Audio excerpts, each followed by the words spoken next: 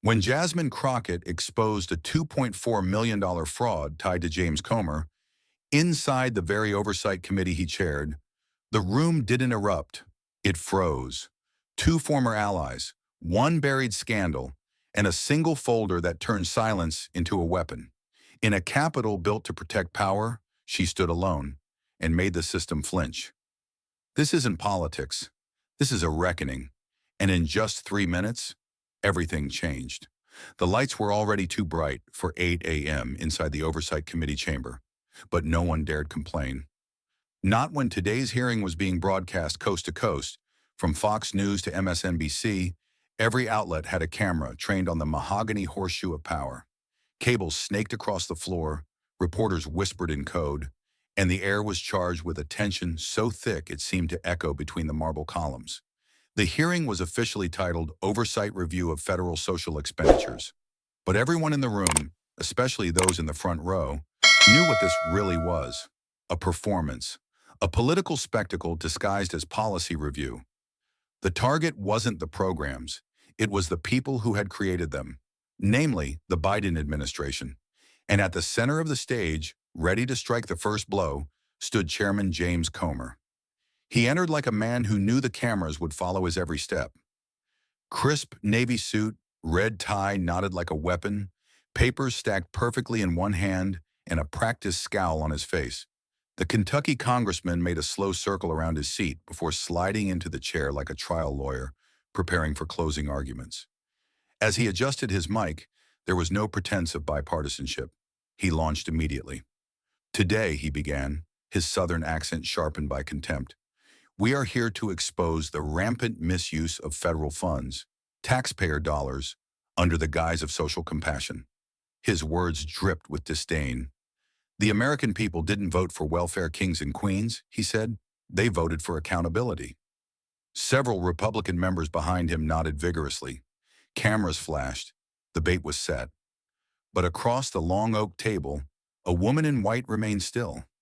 Jasmine Crockett didn't interrupt, didn't even blink. She sat with poise carved from 1,000 hours of being underestimated. Her expression was unreadable, calm but alert, like a fighter in the last seconds before the bell rings. She flipped open a leather-bound laptop, methodically scrolling through files. Her right hand held a yellow highlighter that never stopped moving, underlining, circling, drawing connections in a rhythm all her own. It wasn't noise, it was preparation. And unlike most in the room, she wasn't here to perform. She was here to finish what she had started months ago, when she began following a paper trail no one thought she'd find. No one, except maybe that one cameraman. "She's not blinking," he whispered to the reporter beside him as he zoomed in slowly. "Nah," the reporter replied, glancing down at his notes. "She's loading. I don't know when, but she's going to explode today. Been too quiet for too long." Behind the scenes, even seasoned journalists had learned to recognize the silence that comes before a political quake, and Jasmine Crockett had been stone silent for weeks. No social media storms, no cable news appearances, just folders, documents, witness preparation, and a single manila envelope that had never left her bag since she walked in. That envelope now sat face down beside her laptop like a card waiting to be played. Chairman Comer, meanwhile, doubled down. He waved a stack of charts, selectively quoted figures from nonpartisan think tanks, and pointed fingers at departments of education and health services. "Billions wasted on programs that don't lift people up. They trap them," he thundered. "This committee has a duty to confront this fraud." The irony was so thick, one Democratic aide nearly laughed. But Crockett didn't. Her face remained calm, eyes focused on the bullet points appearing on her screen. She had read the reports. She had verified the bank statements. She had found the shell companies, small, rural, and too close to the Comer family name to ignore. Her mind wasn't racing. It was razor sharp. She didn't need to respond now. Not yet. Let the speechmakers tire themselves out. Let the headlines get written in real time. When she stood, it wouldn't be to counter rhetoric. It would be to collapse it entirely. She glanced up just once, toward the gallery of journalists lining the back wall. One of them met her eyes and instinctively reached for his phone, because something about her gaze said, I already know how this ends. And then came the moment, the subtle shift in energy only perceptible to those paying attention. Comer finished his opening statement with a theatrical bang. If this Congress refuses to act, then what are we even doing here? His voice echoed. His hand slammed the table. And still, Jasmine Crockett didn't move. Instead, she tapped a key on her laptop. The screen changed. A name appeared, then a number, then a land deed. It was time. And as the room held its breath, as eyes darted between Comer's red face and Crockett's perfectly still frame, a single voice in the gallery whispered what everyone was thinking. What if the one being accused was the only one who had done her homework? The next hour wouldn't just change the course of a hearing, it would tilt the entire balance of the narrative. Because sometimes justice doesn't scream. It studies, it waits, and then it strikes. The temperature in the chamber didn't rise, but it felt like it did. James Comer leaned forward, his fingers tightening around the edge of the table, as if the polished oak itself needed reminding who was in charge. He cleared his throat, not to speak, but to silence. And the moment he had the room's attention, he turned to the representative from the Department of Housing and Human Services and demanded, "Provide this committee with a comprehensive list of all unverified expenditures related to social housing grants from 2021 through 2024. I want names, dates, dollar amounts, no redactions." The official looked startled but nodded. Comer didn't pause. His eyes swept across the Democratic side of the panel like searchlights in a prison yard.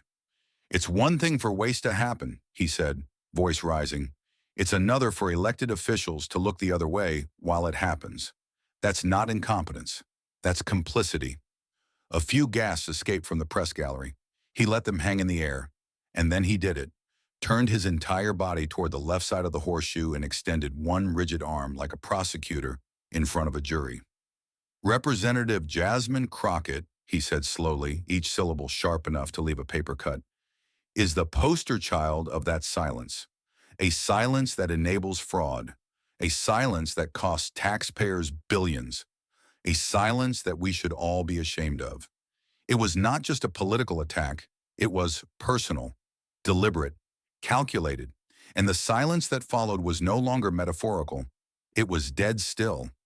You could hear someone click their pen. You could hear a paper shift under a trembling hand.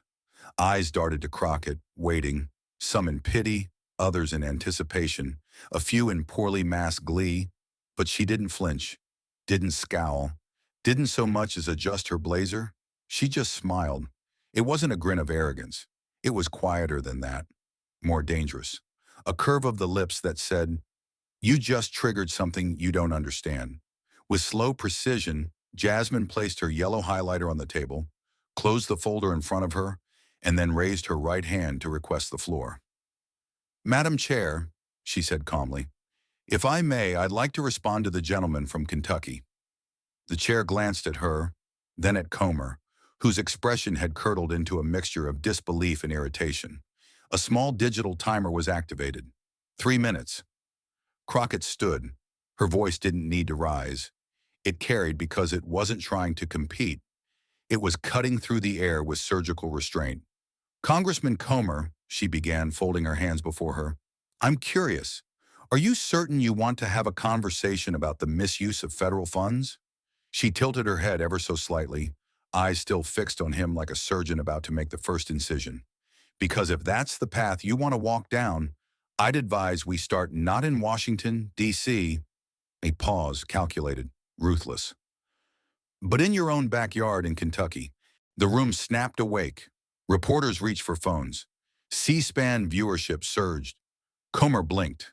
A beat passed before he muttered, "Excuse me?" But it was already too late. Crockett had planted the flag.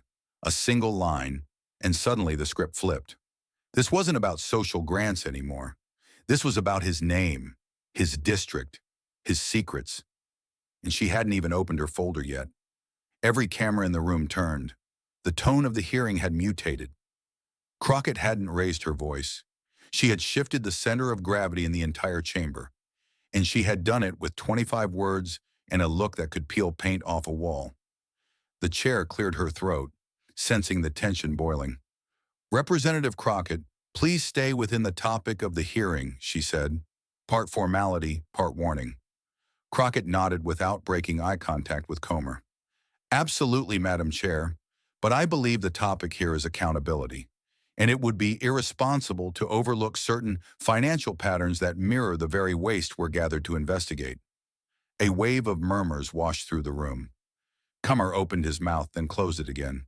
The crowd could feel it. He was off balance. This wasn't how it was supposed to go. He had walked in holding the gavel. Now he was gripping the sides of his seat. Outside the chamber, tweets were already flying. "Crockett flips the narrative live. She just turned the oversight hearing into an ethics inquiry." Inside, aides scribbled notes in panic. Journalists locked eyes with their producers. And yet, in the middle of it all, Jasmine remained composed. 3 fingers on the folder beside her, like a general waiting for the order to open fire. She hadn't even shown her evidence yet, but the threat was clear. If Comer pushed further, the rest would come out. And that was the moment the room realized. The accused had come with receipts. She didn't slam it down. She didn't raise it like a trophy. Jasmine Crockett simply lifted the black folder from her side and placed it on the table with the care of someone setting a lit match beside a puddle of gasoline. The room went still. Every eye shifted. The bold handwritten label on the cover caught the light just enough for the cameras to capture it. District 1, Unreported Transfers. The penmanship was neat, deliberate. The kind of lettering that says, "This wasn't printed, this was traced." She flipped the folder open slowly, not for drama, but for precision. Each page revealed something colder than words. Records, charts, arrows connecting entities, dotted lines leading from a federal grant code to a family name. Her voice remained steady as her fingers traced the diagram, now projected onto the chamber screen. "This is a visual audit trail of funds allocated through the Agricultural Development Initiative, approved in 2019 and intended to support rural sustainability in eastern Kentucky." She tapped a specific line with the end of her pen, the screen zooming in. But instead of ending up in the hands of independent farmers or local food co-ops, a disproportionate amount of the funding flowed directly to a private LLC, registered just 5 weeks before the grant cycle began. She paused. "That LLC is managed by Caleb Comer, the younger brother of the gentleman seated to my right." Gas fluttered across the gallery like wind through dry leaves. Comer's jaw clenched. Reporters were already flipping back through old filings. Crockett wasn't done. Over the next 9 months, this LLC received 5 wire transfers totaling $2.4 million. No public bidding, no oversight committee review, just quiet approvals filed during recess sessions. She turned a page. "What's more interesting is what they did with the land." She tapped the screen again. A new chart appeared, parcels of land highlighted in red. Each of these lots was purchased using federal grant funds under the pretense of community farming initiatives. Then she swiped to the next slide, building permits. But within 12 months, those same plots were rezoned and flipped into commercial development properties, malls, storage units, even a golf resort proposal. Her voice didn't rise, but the weight in it thickened. This wasn't a mistake. It wasn't a misfiled report. It was a pattern. She let that word hang in the air. A pattern of influence, used not for community uplift, but personal enrichment. Comer leaned forward, lips curled back. "You're out of order," he hissed, but Crockett turned toward him with a calmness that only made her more dangerous. "Out of order is when your brother's company receives taxpayer money meant for struggling families, then flips that land for private profit," she said. Her tone sharpened now, not loud, but surgical. "Out of order is when your office lobbies for loan packages that conveniently don't require collateral, only to watch those loans disappear into shell accounts." She held up a sheet of wire data. Transfers made at 2:17 a.m. from a routing number registered to a Comer family trust. Comer opened his mouth, but no sound came out. The chamber wasn't breathing anymore. Staffers sat frozen. Members of Congress whispered behind folders. Reporters were texting furiously. One CNN correspondent mouthed, "She has him." But Crockett didn't revel. She wasn't here to gloat. She was here to reveal. "What we have here she continued, holding up the final page, is not just misuse of funds. It's manipulation of process. It's the weaponization of bureaucracy, cloaked in a rural accent in congressional letterhead. Then her voice dipped lower, enough to force the room to lean in. This isn't just about numbers. It's about patterns. It's about power, turned into personal gain. That line cracked something open. It wasn't shouted. It didn't need to be. It was etched with the exhaustion of every whistleblower who'd ever been dismissed, every woman in politics who'd been spoken over, every black professional told to stay in her lane. Crockett hadn't just exposed a scandal, she had revealed a structure, a system that rewards familiarity over fairness. And standing there, one folder between her and a crumbling wall of arrogance, she proved something bigger than any indictment could. That truth, when prepared with precision and delivered without fear, isn't just power, it's justice in motion. And in that moment, every camera in the room caught it. Comer wasn't looking at Crockett anymore. He was looking down, not at the folder, but at his hands. The same hands that had signed the letters. The same hands that had waved her off just 20 minutes earlier. And for the first time in the hearing, they were shaking. It was the sound of skin against wood, a dull, violent thud that sliced through the chamber like a warning shot. James Comer's hands slammed down on the table with a force that rattled his water glass and sent a tremor through the microphone. "This is garbage," he shouted, his voice cracking under pressure he could no longer disguise. "This is partisan filth."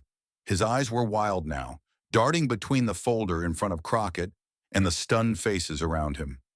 "Conspiracy theories, half-baked charts, and political theater," he spat. "That's what this is. She's derailing a federal hearing with lies and insinuation." The outburst wasn't rehearsed. It was raw, panicked. And for a man who'd spent his career controlling the narrative, losing his grip this publicly was not part of the script. He jabbed a finger at the chairwoman, face flushed, lips trembling with fury. "Madam Chair, I demand that the gentlewoman's mic be cut off immediately," he barked. "She's speaking out of scope. This hearing is not about my district or my family." The request hung heavy in the air. Crockett hadn't moved. She remained standing, her hands calmly resting atop the black folder as if bracing it in place, not to protect it, but to keep it from being taken. Her expression didn't flinch. She didn't look at Comer. She looked straight ahead beyond the chaos, as if she knew the history books would care more about the silence she held than the noise being hurled at her now. All eyes turned to the chairwoman, Representative Maria Salazar, known for her cool neutrality and refusal to be baited by theatrics. She blinked slowly, then tilted her head, not toward Crockett, but toward Comer. Her voice, when it came, was quiet but lethal. "Congressman Comer," she said evenly, "do you deny these transfers occurred?" The words fell like a gavel. The room stilled. Comer, mid-rage, froze. His mouth opened slightly as if a reflex would produce an answer. But none came. A beat passed. Then another. The sound of camera shutters ticking like a clock amplified the silence. And then, the breath. Deep, shaky. A slow exhale that gave away everything his words couldn't. His hand shot out to his aide, fingers curling like claws around the printed report she'd been holding. He yanked it from her grasp so hard that one corner ripped. "I'm not dignifying this circus with a response," he muttered, voice lower now, but no less frantic. His body language betrayed what his bravado could no longer conceal. He wasn't fighting back. He was escaping. He shoved his chair backward with a screech, snatched his binder, and began walking, fast, unsteady, desperate, toward the chamber doors. One camera caught the flash of sweat on his temple. Another caught the tremor in his step. But the moment that lived longer than all others came when he reached the threshold and turned back. For a second, just a second, he glanced at Crockett. She still hadn't looked at him. That hurt more than any accusation. She wasn't fighting him. She was dismantling the system he thought he controlled. Her silence wasn't indifference. It was judgment, the kind that no vote could undo. He turned away. Behind him, reporters leapt from their chairs, microphones angled. "Congressman Comer, do you plan to respond to the allegations? Are you stepping down from oversight? Was your brother aware of the grant's conditions? The barrage followed him down the hall. But inside the chamber, something else was happening. Members of Congress, Democrats, a few independents, even one or two Republicans remained seated, silent, watching Crockett. And for the first time in the hearing, the story wasn't about Comer's rage. It was about her restraint. She exhaled, finally, quietly, closed the folder, and returned to her seat. Not in triumph, but in defiance of everything that told her not to come this far. She had been accused, dismissed, called a liar, but she hadn't raised her voice. She had raised the bar. And now the weight of truth didn't rest on a gavel. It rested on a folder and a woman who dared to open it. The moment James Comer stormed out of the Oversight Committee hearing, the footage was already in the hands of millions. It wasn't just the slam of his chair or the way he ripped the file from his aide's hand. It was the split-second expression on his face as he turned away from Jasmine Crockett. A flicker of panic, the unmistakable shadow of a man who had lost control of the script. By the time his footsteps echoed down the marble hall, 5 different news outlets had clipped the footage. By the time he reached the elevator, Twitter was on fire. Congressman Comer walks out after Jasmine Crockett drops bombshell folder, read one headline. Another, more brutal, from oversight chair to under investigation? But the most damning clip, the one that would define the day, was silent. Crockett standing calmly, fingers on the folder, as Comer vanished behind the doors. It needed no words. The image said everything. Within the hour, Region Crockett V's Comer was trending in all 50 states. Right behind it, number Kentucky land deal. On TikTok, Gen Z creators were reenacting the moment she said, "We might need to start with your backyard in Kentucky." On Instagram, political memes flooded timelines. Crockett's folder photoshopped as a flaming sword, Comer as a crumbling statue. Even conservative commentators were caught off guard. "I don't like her politics," said one Fox News host. But that was surgical. She didn't shout. She just buried him in facts. Meanwhile, MSNBC ran the entire 3-minute exchange in prime time, pausing every 10 seconds to highlight the documents she displayed. The phrase "she came with receipts" was no longer metaphor. It was literal, and America was watching. But the digital explosion wasn't where the real damage started. It was the local press, quiet, thorough, and relentless, that began pulling at the threads. The Lexington Herald-Leader, a paper often overlooked by national eyes, published a late-night exposé titled "Old Land, New Lies." Reporters there dug into property records dating back 5 years, cross-referencing Crockett's folder with public registries. What they found wasn't just a single shady transaction. It was a pattern of acquisitions, shell companies, and rezoning maneuvers that eerily mirrored the timeline Crockett outlined. Parcels of farmland bought under the guise of community development were flipped for luxury storage units and commercial contractors, often just months after federal funds were dispersed. Some of the sales were signed by a man named Caleb Comer. Others? Left blank. Journalists weren't the only ones on alert. Ethics watchdog groups filed preliminary requests for congressional inquiry by midnight. At least 2 legal analysts on CNN speculated that Crockett's evidence could form the basis of a federal probe. Not into policy misuse, but into criminal misconduct. And still, through it all, Crockett made no statement, no interviews, no press blitz, just silence. That silence spoke louder than any campaign ad ever could. It wasn't defiance, it was discipline. She didn't need to perform. The truth was performing on her behalf. Back in Washington, the ripple effects reached the evening news cycle. On PBS, a veteran anchor, gray-haired and usually reserved, looked into the camera and said, "This is no longer about partisanship. It's about whether ethics still matters in Washington." That line was clipped, shared, and pinned atop Reddit forums, college discussion boards, and even military subreddits. Viewers, jaded by years of political theater, found themselves pausing. Not because a scandal had emerged, but because someone had finally pulled it out from behind the curtain, calmly, methodically, and without a single raised voice. By dawn the next morning, Crockett's office was flooded. Not with hate mail, but with thank you letters. from retired farmers in Iowa, from students in Detroit, from whistleblowers who had tried and failed. One email read simply, "You didn't yell. You didn't cry. You just exposed the game." And still, she said nothing. No victory laps, no demands, only the quiet continuation of something far more dangerous than outrage. Truth, applied with discipline. A truth so sharp it didn't cut skin. It cut systems. And somewhere in a boardroom lit by screens and spinning headlines, a strategist whispered to his team, "She didn't just win a hearing, she reset the rules of engagement." No one saw it coming. Not from him. Not from Thomas Reeve, the youngest Republican in Congress, the golden-haired rising star from Missouri's 4th District, and a self-proclaimed protege of James Comer. He had always stood behind Comer, both literally and politically, at campaign rallies, during press briefings, even on cable news appearances where he echoed Comer's lines almost word for word. Loyalty had been his brand, discipline, his armor. And so when he stepped in front of the cameras just 48 hours after the Oversight Committee hearing, the entire party expected a defense, a rebuttal, maybe even a hit piece aimed at Jasmine Crockett. What they got instead was an implosion. The press conference wasn't flashy. No American flag backdrops or carefully crafted podium banners. Just Reeve, standing in front of a row of local reporters, his hands gripping the sides of the lectern like a man holding on through a storm. His face was pale, jaw tight, voice steady but brittle. "I've been asked to comment on the allegations raised during the Oversight Committee hearing earlier this week," he began.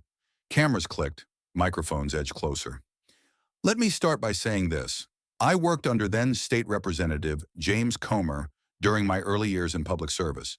I considered him a mentor, but mentorship does not excuse silence. And silence," he said, pausing for the briefest breath, "is what I've carried for too long." The room shifted. Reporters blinked. Some mouths fell open. He continued, "While serving as a legislative assistant in Kentucky, I was asked, on more than one occasion, to overlook certain financial documents related to land grant allocations." He didn't name names. He didn't have to. "I was told the audits were already cleared, that questioning the process would only create unnecessary friction." His tone changed, less political now, more human. "I stayed silent because I believed in loyalty. But loyalty to corruption," he said, lifting his gaze directly into the cameras, "is not patriotism." Within minutes, the statement had gone national. Headlines exploded like aftershocks. GOP rising star breaks with Comer. Reeve confirms pressure to ignore irregularities. First Republican calls for investigation into Comer dealings. On social media, hashtags evolved again. Nasharn, Crockett was right. Nasharn, Reeve defects. Nasharn, GOP divide. But the impact wasn't just digital. It was seismic. Within hours, party leaders scrambled behind closed doors. Strategists whispered into phones. Donors hesitated. And for the first time, James Comer wasn't just under fire from Democrats or journalists. He was under fire from within his own walls. Back in D.C., reporters swarmed the Capitol steps, trying to get a word from Republican leadership. Some deflected, others dodged. But a few, privately, nervously, admitted that Reeve's words had struck a nerve. "If it was anyone else, we'd dismiss it," one GOP staffer told Politico. "But Thomas, he was groomed by Comer. He knows the books. If he's turning, there's more we don't know." That fear spread like ink in water. It wasn't just the betrayal that hurt. It was what it implied, that the dam was beginning to crack. And in Jasmine Crockett's office, the mood was sober. Her team didn't cheer. They didn't celebrate. They read Reeve's statement in silence. One aide, eyes scanning the last line, whispered, "This changes everything." Crockett didn't smile. She just nodded. Because she knew this wasn't vindication. It was escalation. The system was responding. Pressure was shifting. The very structure that had shielded Comer for years was now straining under the weight of its own denial. Later that evening, Reeve appeared on PBS NewsHour, sitting stiffly under the studio lights. When asked what compelled him to speak out now, his answer was simple. "Watching Congresswoman Crockett present that folder," he said, "watching her stand there while half the room tried to discredit her before she even spoke. It reminded me that I once believed the truth would be punished. But silence is punishment too. And I've stayed silent long enough. The host leaned forward. Are you ready for the political consequences of your statement? Reeve didn't hesitate. If doing the right thing cost me my seat, then maybe the seat wasn't worth holding. And with that, the story changed shape. What had begun as a confrontation in a committee room was now a national reckoning. Crockett had struck first. But Reeve made it bipartisan. And in a country divided by noise, his defection sent one message loud and clear. Truth doesn't care what party you're in. It began as a trickle, stray emails with vague threats, anonymous messages warning Jasmine Crockett to reconsider the consequences of continuing her accusations. At first, her team dismissed them as the usual backlash any public figure might face after confronting power. But by the third day, it changed. The language grew more violent, more specific. Her inbox was filled with emails titled, "We know where you sleep," accompanied by blurred photographs of her home taken from across the street. Another email, unsigned, contained a single attachment, a photo of her parents' house in Dallas, circled in red, with the words "Family first, truth second." No signature, no explanation. Just a countdown in the subject line. 3 days. Security around her office intensified. But it wasn't just digital anymore. One of Crockett's senior aides, Lauren Patel, a policy advisor she'd worked with since her Texas days, noticed the same black sedan parked across from her apartment 3 nights in a row. On the 4th night, it followed her from a grocery store to her building. On the 5th, as she crossed the street, the car accelerated and swerved toward her, missing her by inches before speeding off. Shaken and breathless, she called Crockett in tears. "It's not just about you anymore," she whispered. "They're escalating." That night, Crockett didn't sleep.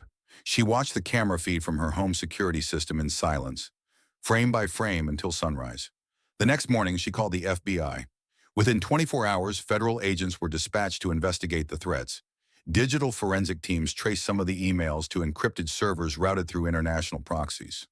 Others appeared to originate from domestic extremist groups, some loosely affiliated with anti-government militias, others cloaked in the language of political retribution.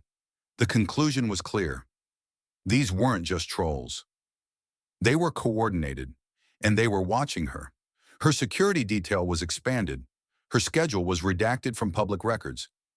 Even her family was advised to leave their homes temporarily while investigations continued. But what rattled her team more than the threats was the suggestion. A senior advisor from Capitol Security pulled her aside. "Jasmine," he said gently, "maybe it's time to ease up. Pull back a little on public appearances. Delay the next round of disclosures. Stay safe." He meant well. His voice was calm, reasonable, protective. But Crockett heard it for what it truly was, the oldest pressure tactic in American politics. Be quiet, stay in line, survive. She looked him in the eye and said nothing, just nodded once, walked back into her office, and turned the folder titled Phase 2 face up on her desk. That night, she sat down with PBS for a live interview. The studio was sterile, well lit, neutral in tone. But the moment she leaned forward to answer the final question, the atmosphere shifted. "Congresswoman," the anchor asked carefully, "given the threats, the surveillance, the attempted vehicular assault on your aide, do you think you've gone too far?" Crockett didn't blink. Her hands remained folded. Her voice was steady, low, unflinching.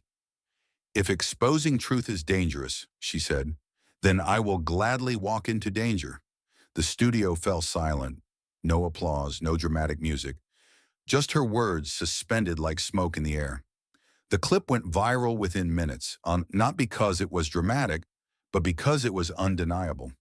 Here was a black woman under siege, not yelling, not retreating, but holding her ground with the kind of quiet resolve that couldn't be faked. She didn't cry on air. She didn't rage. She didn't ask for sympathy. She simply stated a fact, that truth has a price, and she was willing to pay it. People around the country responded in droves: veterans, teachers, journalists, survivors. One handwritten letter, sent from a woman in Arkansas, read, "I don't know how to fight like you, but I believe in what you're doing. Please don't stop. We're behind you." But Crockett wasn't doing it for applause. She wasn't doing it for cameras or headlines. She was doing it because she'd seen what silence protects. And now she was determined to burn that protection down, with nothing but evidence, conviction, and the kind of courage that cannot be taught. As the threats mounted and the walls around her tightened, she didn't falter. She focused. Because when the truth makes you a target, standing still is no longer an option. The hearing room was already tense when Jasmine Crockett stood again. But this time, she wasn't holding a folder. She was holding the floor. Her voice was calm, clipped, deliberate. "Madam Chair," she said, "I'd like to introduce a supplemental witness for the committee's consideration." There were murmurs, shuffling papers, exchanged glances. This wasn't scheduled. It wasn't cleared. But no one objected. The chairwoman gave a slow nod, and the back doors of the chamber opened. A man in his early 60s walked in, unassuming in a charcoal gray suit, hair thinned at the crown, shoulders stiff. He didn't look like a whistleblower. He looked like someone who had once kept the lights on in a system no one questioned, until now. He introduced himself plainly. Daniel Kerwin, former senior accountant for Bluegrass Agricultural Holdings, or LLC, the very company linked to the Comer family's land acquisitions. Crockett stepped back, giving him space, not to protect herself, but to let him speak without being overshadowed. Kerwin adjusted the mic, cleared his throat, and began. "I worked for Bluegrass Holdings from 2018 to 2023, he said. "My primary responsibilities included ledger reconciliation and classification of incoming federal disbursements." His voice was level, rehearsed, but underneath something strained. "In late 2020, I was given a verbal directive by an executive partner, someone closely tied to the Comer family, to classify all incoming grant money as private investment income for tax reporting purposes." The words hit like a slow-moving truck. You could feel the weight land on the room, second by second. One by one, lawmakers stopped writing, leaned in, and listened. "I objected," Kerwin continued, hands steady but voice thinner now. "I raised concerns about compliance and IRS guidelines. I was told directly, 'We've got friends in places. Just do the books.'" He paused. "So I did the books." Silence. Deafening, unnatural silence. And then he reached into a briefcase and pulled out a folder. Inside were 5 sheets of paper, each stamped with electronic headers, timestamps, and transaction chains. He held them up one by one for the record, narrating as he did. "These are direct exports from our internal accounting software," he said. "They show $1.8 million in federal grant funds routed into company accounts between April and October 2021, filed as equity investment income rather than designated grant allocations." Then he placed the final page down flat, facing the committee. "And this," he said quietly, "is the email confirming that classification, sent from a company server under an executive's name. I was blind copied. I saved the original." The room didn't react immediately. No one moved. It wasn't shock. It was the moment right before detonation. One of the members of the committee, an independent from Maine, finally broke the silence. His voice was hoarse. "We're looking at felony-level fraud," he muttered, barely above a whisper. Crockett remained still, arms crossed lightly. She wasn't triumphant. She wasn't smug. She was tired. Not physically, but in the way only people who carry truth long before others are ready to receive it ever are. Across the aisle, members of Comer's own party shifted uncomfortably. Phones vibrated beneath desks. Staffers began texting, their faces pale. Some left the room entirely, not out of protest but retreat.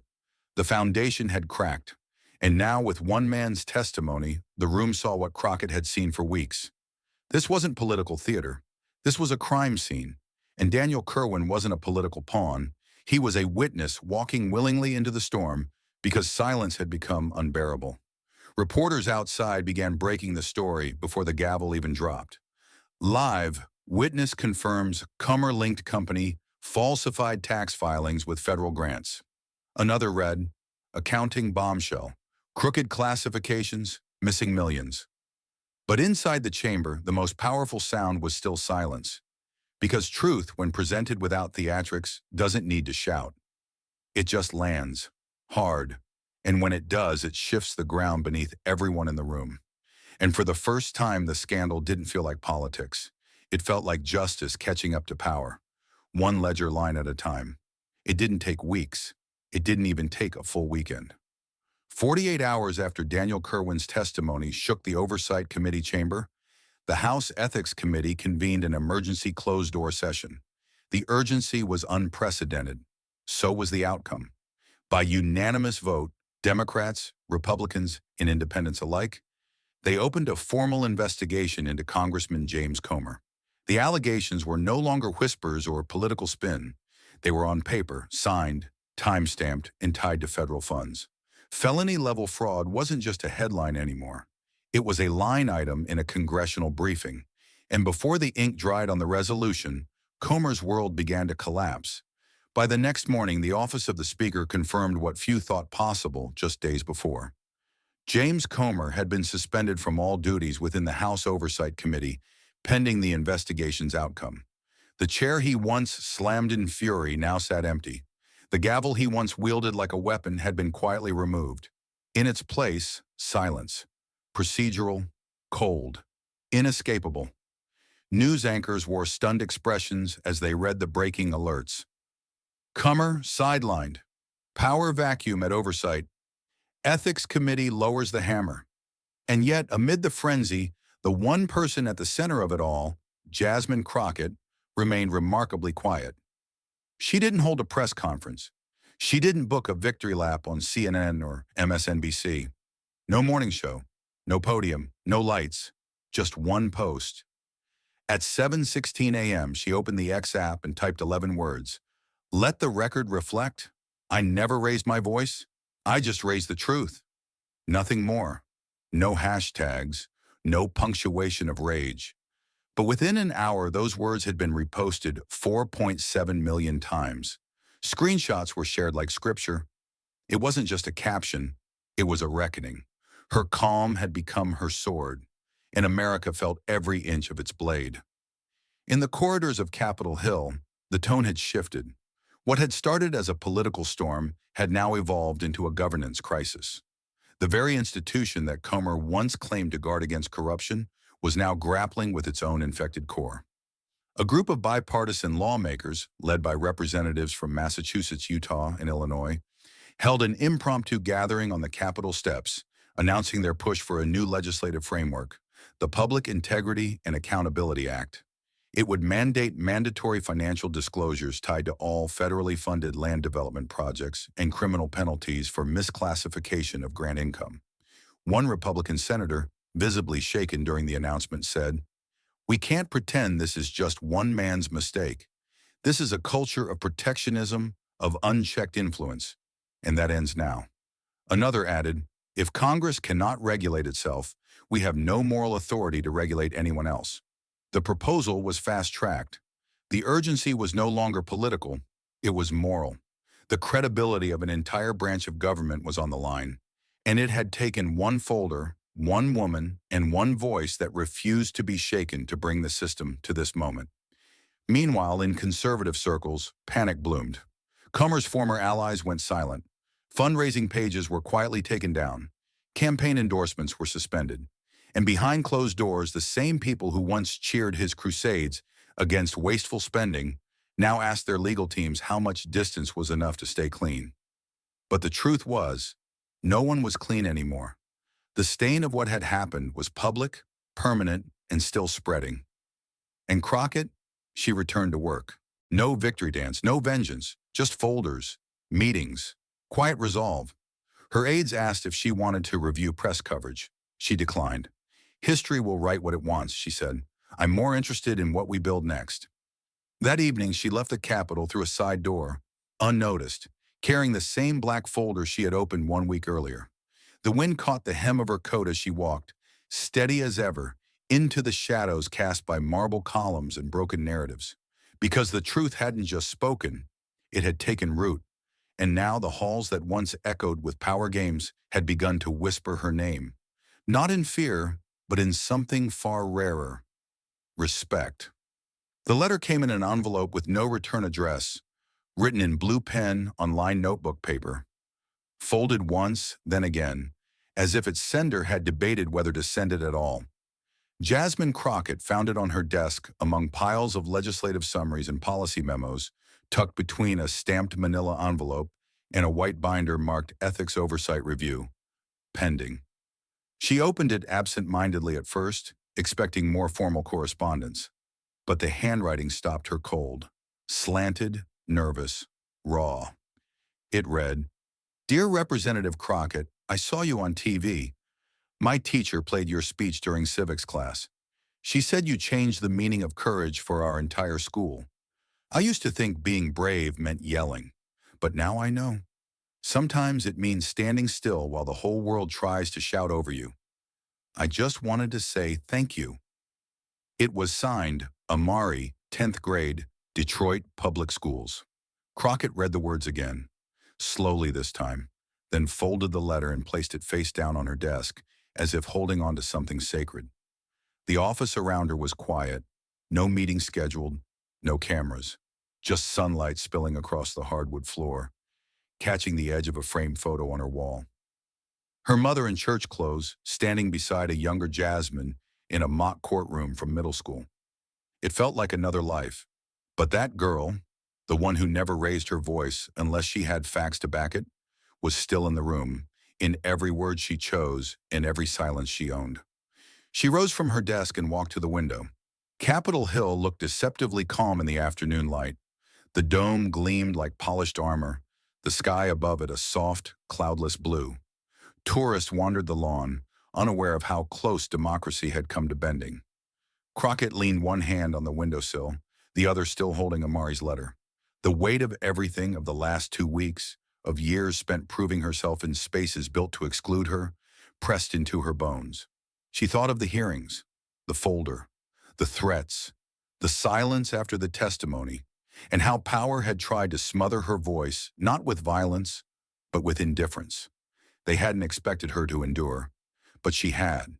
They hadn't expected her to be ready, but she was. She could still hear the gavel echoing, still see the moment Comer's face dropped, still feel the room holding its breath as the truth unfolded. Slow, steady, undeniable. But this quiet moment, holding a letter from a child she'd never met, felt heavier than the hearings. Because it wasn't about headlines anymore. It wasn't about scoring points or reshaping committees. It was about what lasted, what echoed beyond the building, and what reminded her why she had stood her ground.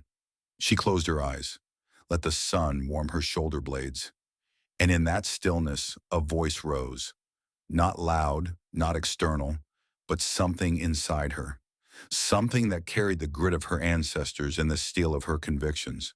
Some people fight for power, others fight for silence, but I've learned, when you fight for truth, you don't always win the room, you win the future. And with that, Jasmine Crockett turned back toward her desk, toward the next bill, the next vote, the next voice that would need defending. The fight wasn't over, but it had begun in the right direction. And this time, the silence didn't scare her. It listened. And as the letter settled gently on her desk, its final crease still warm from her hands, Jasmine Crockett knew the hearing had ended, but the real reckoning had just begun. Because what she'd exposed wasn't just a man. It wasn't just a scandal or a loophole or a paper trail of lies. She had laid bare something far more dangerous, a system built to applaud silence and punish truth. And in doing so, she'd invited a different kind of violence, the kind that doesn't always come with fists or handcuffs, but with subtle sabotage, with eyes that don't meet yours, with invitations that never arrive. That's the cost of walking into a room not to be liked, not to perform, but to unravel it. Jasmine had learned the hardest lesson long before the cameras ever showed up, that integrity has no applause track. You stand for truth, and often you stand alone.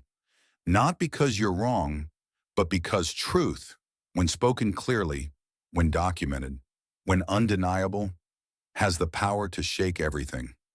And the world will do anything to stop the shaking. She was underestimated not just because she was a woman, not just because she was black, but because she didn't yell when they expected her to.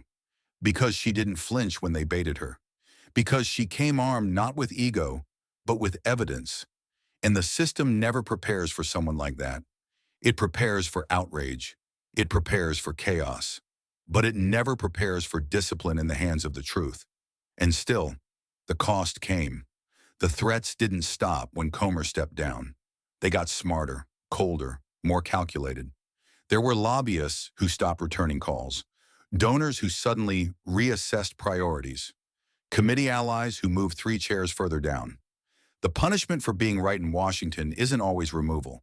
Sometimes it's slow erasure, a kind of institutional forgetting where courage becomes controversy and impact becomes disruption. But Crockett didn't flinch because she understood something most forget in the heat of victory. You don't need everyone to remember your name. You just need the next generation to remember your stand. And they were watching. That letter from Amari wasn't just sweet, it was seismic, because it meant that truth had jumped the chamber. It had left the marble walls and entered classrooms, cafeterias, after-school debates. It meant that someone, somewhere, was rethinking what power looked like. Not as volume, not as position, but as evidence, calmly delivered against the current. Jasmine didn't just shift policy, she shifted possibility. And maybe that's the lesson worth writing down. Maybe the moral of this story isn't that James Comer fell, it's that Jasmine Crockett didn't. She stood. When it was unpopular, when it was unsafe, when the system whispered, "Let this go." She stood anyway. And in that standing, she taught us what justice really looks like. A refusal to sit down when truth is still buried under bureaucracy. But there's something else, something harder to swallow. This story reminds us that the enemy of truth isn't always the lie. Sometimes it's comfort, complacency, the slow erosion of outrage, the way people scroll past headlines after 48 hours and move on, the way we grow numb to corruption unless it's screamed. But Jasmine didn't scream. She documented. She brought receipts. And in doing so, she challenged all of us to rethink the conditions we've normalized. She exposed more than Comer. She exposed us, our silence, our fatigue, our willingness to let things slide because they don't directly hurt us. And yet, through it all, this story offers hope because it proves that systems don't fall when you yell at them. They fall when you prove them wrong, line by line. When you look injustice in the face and say, "Not today, not here, not anymore." They fall when the most underestimated person in the room refuses to play the game and rewrites the rules instead. So what do we do now? We stop expecting truth to arrive like thunder. Sometimes it enters in a folder, in a calm voice, in a woman sitting alone at a desk while the nation waits for her to fail. We stop measuring courage by who yells the loudest and start honoring the ones who speak last, but speak with proof. We stop calling people controversial just because they confront the comfortable lies we've told ourselves for too long. We start listening, not just to speeches, but to silences, because the silence Jasmine held between each sentence wasn't weakness, it was strategy. And in those silences, she reminded us of something vital. Truth doesn't shout, but it survives. And that brings us here, to you, to your desk, your home, your community. Maybe you're not in Congress. Maybe you don't have a folder filled with numbers and deeds. But you have something, a truth only you can speak, a wrong only you can name, a system only you can question. And if this story means anything, anything at all, it's this. You don't need permission to stand up. You just need the moment. And when it comes, because it will come, you'll hear the same voice Jasmine did. Not from a crowd, but from inside. The one that whispers, "Don't raise your voice. Raise the truth." And when you do, when you raise it high enough that it cuts through spin, fear, and fatigue, you won't always win the room, but you'll win the future. And that is worth everything. And if truth can endure in one folder, in one voice, in one woman's refusal to sit down, then imagine what it could do in the hands of millions. Because this isn't just Jasmine Crockett's fight. It never was. It's ours. It belongs to every person who's ever watched injustice unfold and thought, That's just the way it is. It belongs to the child told their voice won't matter, to the whistleblower silenced in a back room, to the neighbor who hears the lie but doesn't know where to start. What Jasmine taught us, what she proved, is that you don't need a title to confront corruption. You don't need permission to demand accountability. You just need the courage to say, not this time, and the discipline to back it up with truth. So what now? Don't let this story be a pause in your day. Let it be a trigger, a spark. Pull up your local ethics board records. Ask who audits the money that flows through your school board, your district, your city council. Sign the petition that no one's talking about. Show up to the hearing that others avoid. Ask hard questions, even when the room grows uncomfortable. Speak, especially when silence is what they expect. Because the next calmer doesn't rise by storm. He rises in shadows, in overlooked transactions, in assumptions that no one is watching. Be the one who watches, be the one who documents. And if you've already been speaking, don't stop. If they've told you you're too loud, too angry, too radical, good. That means they're listening. If they've tried to discredit you, isolate you, wear you down, remember they only target what threatens them. And truth, when delivered without fear, is the most threatening thing of all. Let Jasmine's fight remind you that change doesn't start with the system. It starts with the ones who challenge it, even when the cost is high, especially when the cost is high, because you may never hold a gavel. You may never be handed a microphone, but your folder, the one filled with stories, receipts, reality, is just as powerful. And when the moment comes, when the silence thickens and the room leans away from truth, you will stand. Not to win a round, not to humiliate an enemy, but to light the way forward for those too afraid to stand yet. This isn't the end of a hearing.